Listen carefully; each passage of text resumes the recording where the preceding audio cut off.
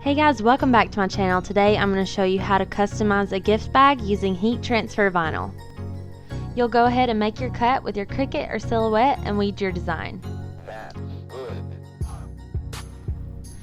Because each gift bag size is different, you'll want to measure your surface area of your project to make the right cut for your design.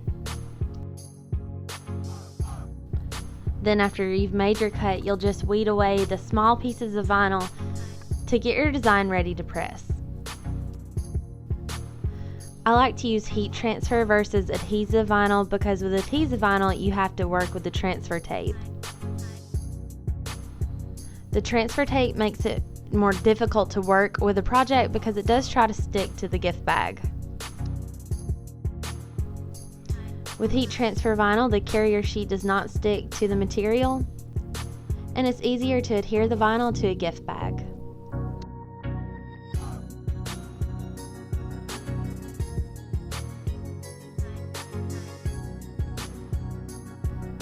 After your weeding is finished, you're ready to press. I lay down a towel because it gives the project something to press into, but if you have it, you can also use your Easy Press mat.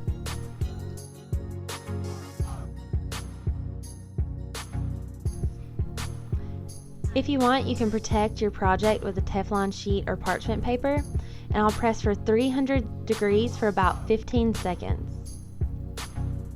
This is the smallest size Easy Press too, and so I'm going to press the project in 2 sections.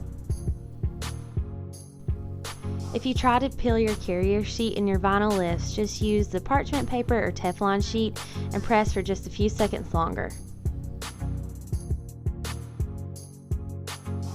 And then we'll just peel our carrier sheet and our project is finished. So thanks for watching. Like the video if it was helpful, subscribe to my channel for more tutorials, and until next time, thanks guys.